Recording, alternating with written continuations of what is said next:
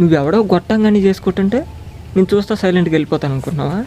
అసలు ఎలా కనపడుతున్నాను హేమ నీకు? నేను చూడగానే కనెక్ట్ అయిపోయి నువ్వు నా కోసమే పుట్టావని గట్టిగా అనిపించి ఉన్న పనులన్నీ మానేసి నిన్ను ఇంప్రెస్ చేయడమే పనిగా పెట్టుకొని నిన్ను నవ్వించి మెప్పించి ఇంప్రెస్ చేసి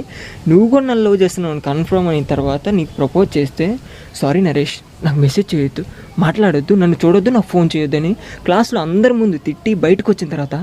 I love you Naresh but I'm not love with you అని నీకు తప్ప ప్రపంచంలో ఎవ్వడికి అర్థం కాని స్టేట్మెంట్ ఇచ్చేసి వెళ్ళిపోతే ఏం చేయాలో అర్థం కాక గడ్డాలు మీసాలు పెంచుకొని పిచ్చోళ్ళలాగా అటు ఇటు తిరుగుతున్న సమయంలో నా అదృష్టం కొద్దీ నీకేదో ప్రాబ్లం ఉందని తెలిసి ఉన్న పలంగా బ్యాగ్ సర్దుకొని మీ ఇంటికి వస్తే అక్కడికి వచ్చిన తర్వాత నిన్ను మీ నాన్న కలపడం మన లవ్ సొల్యూషన్ అని అర్థమై నీ పెళ్ళికి సంబంధించి షాపింగ్లు చేసి వీడియోలు షూట్ చేసి సంగీతాలు పెట్టి సంబంధం లేనితో ఫైటింగ్ చేసి అసలు ఒక ఇంట్లో నిన్ను పెళ్లి చేసుకోవడానికి వచ్చాను నీ పెళ్లి చేయడానికి వచ్చాను డౌట్ నాకే వచ్చి నా లవ్ మీద ఉన్న కాన్ఫిడెంట్తో దాన్ని పక్కన పెట్టి మొత్తానికి మీ ఇద్దరిని కలిపితే నువ్వు నాకు హ్యాండ్ ఇచ్చి ఎవడ హ్యాండ్ పట్టుకొని వెళ్ళిపోతే నేనేమీ తెలియనట్టు గమ్ముకి ఇంటికి పోయి ప్రేమ పువ్వు అది రాలిపోతే అతికించలేం, ప్రేమ ఒక త్యాగం మళ్ళీ ఎవరు వెళ్ళిపోతే ఏం పీకలం అని ఫేస్బుక్లో వాట్సాప్లో ఏదో మెసేజ్లు పెట్టుకుంటాను అనుకున్నావు బంగారం.